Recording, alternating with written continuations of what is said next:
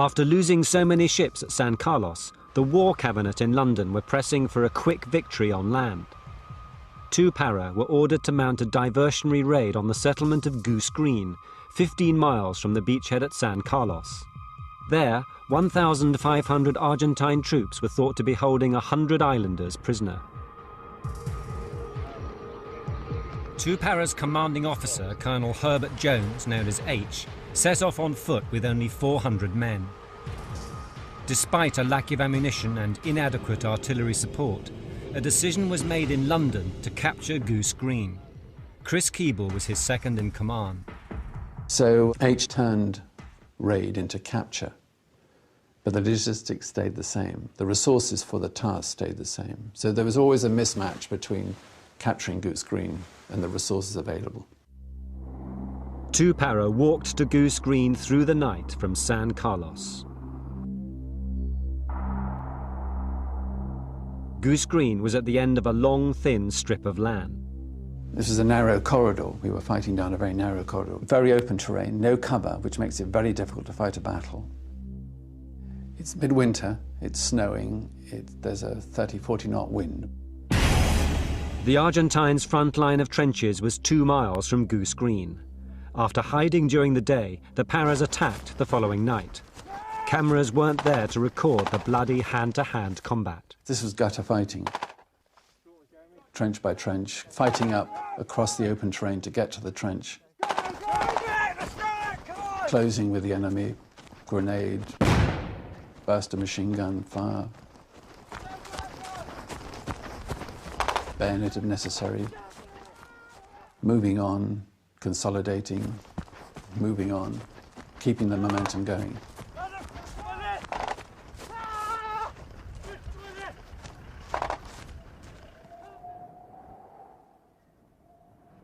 At dawn, after 4 hours of fighting, they encountered the main Argentine defensive positions behind a line of gorse across Darwin Hill.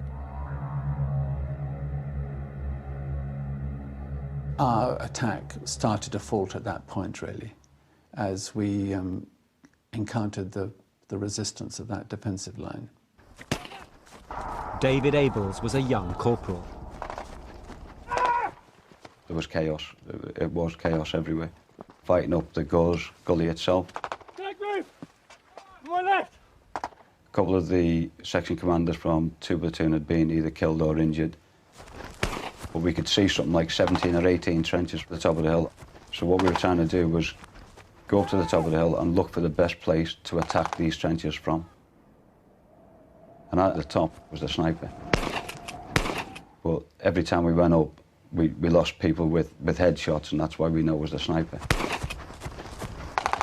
And we were up and down this hill for about 7 or 8 times, and we always lost or got somebody injured in the process. The paras hadn't slept for 2 grueling days, and casualties were mounting.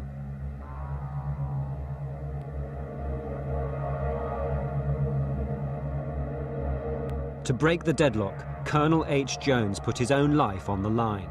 In an unusual move for a commanding officer, H went forward into the Gorse Gully, the heart of the battle. H had obviously and rightly gone to the place in his battalion where the greatest threat lay. I think because A Company were down to 2 platoons, it had severely limited their mobility. They'd very little. Any unit that's only got 2 subunits has lost its manoeuvrability, really. Colonel Jones led by example. With utmost gallantry, he led an attack on enemy trenches on Darwin Hill. The last thing I heard was Colonel Jones shouting, "Come on, A Company, get your skates off," and then disappeared. He disappeared out the corner of my eye, and I said to my friend Jerry Toole, I said, if he goes around there, he's ready, he'll get killed.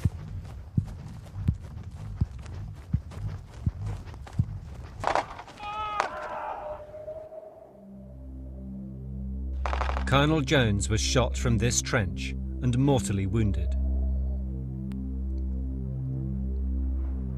We tried to give him first aid initially.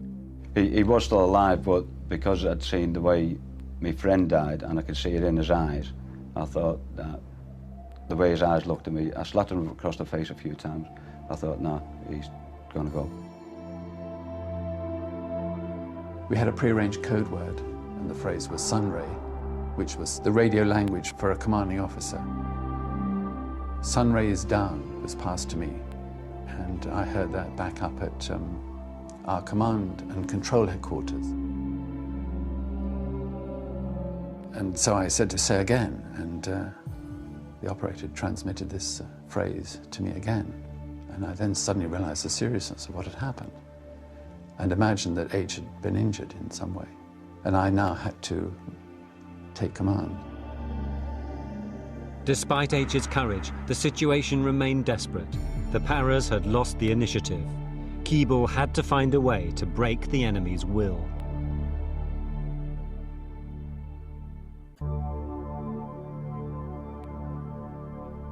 (11 a.m., May the 28th.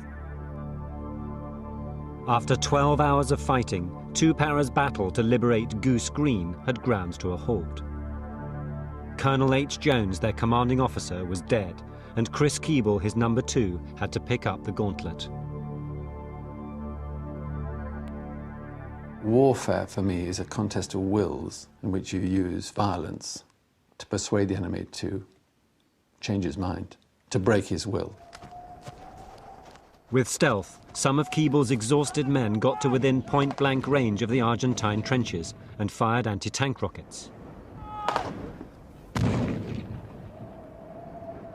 The Sergeant Major fired a 66 at what we thought was a command trench, but just missed it.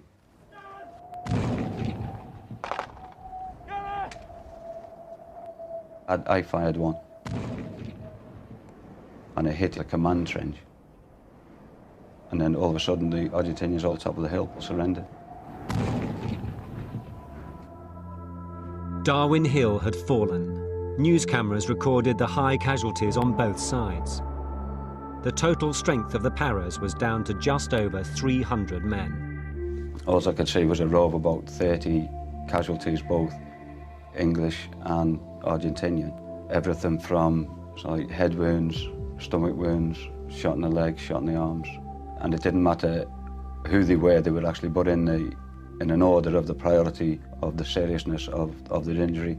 So you'd have an Argentinian, para-reg Argentinian. Corporal Abels won the Distinguished Conduct Medal for his actions at Darwin Hill, but the battle wasn't won. A mile away over the brow of Darwin Hill lay Goose Green and 1,300 Argentine troops.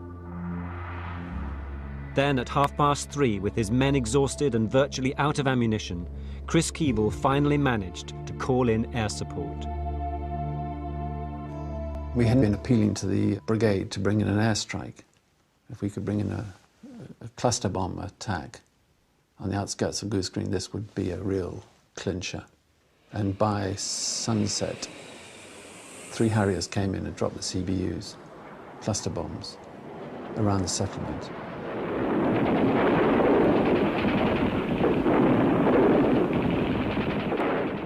And it was like somebody switching the light out. The whole battlefield just went quiet as this awesome amount of ordnance landed in the space of half a second around the settlement.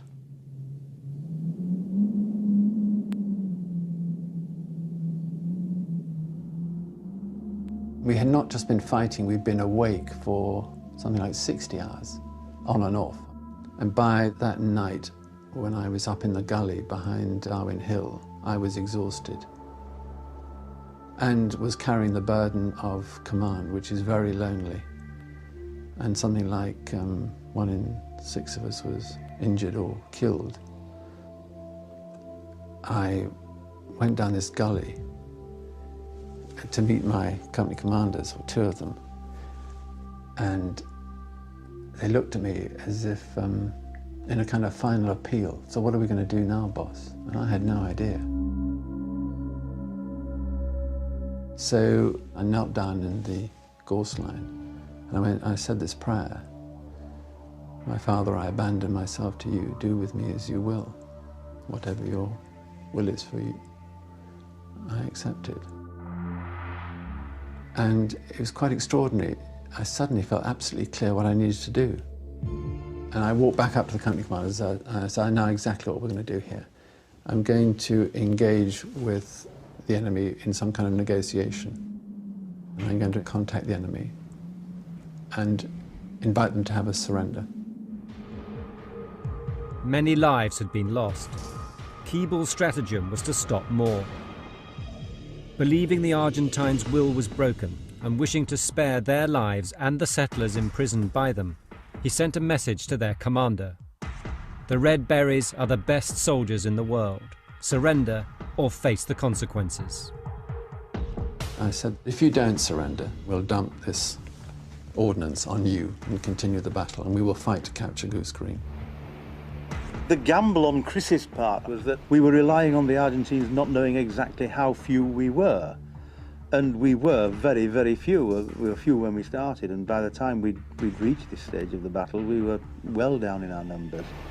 I think had they known how few we were, they may well have decided to continue fighting.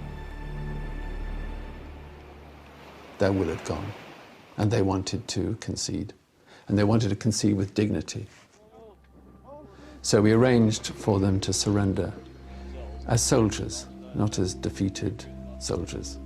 So they formed up in a hollow square outside Goose Green. The Argentine commander saluted me and handed me his pistol, and I invited his soldiers to lay down their weapons. It was something like 1,500, I think, who formed up and formed a hollow square and laid down their weapons.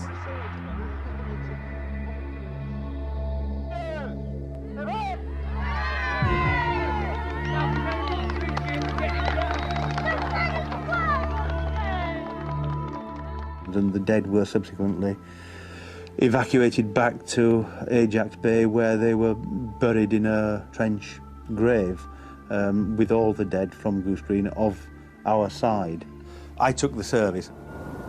Lieutenant Colonel Jones, Captain Dent, Lieutenant Barry, Corporal Hardman, Lance Corporal Smith, Lance Corporal Bingley, Private Holman Smith, Private Fletcher, Private Illingsworth, Private Meakin, Private Dixon, Lieutenant Nunn.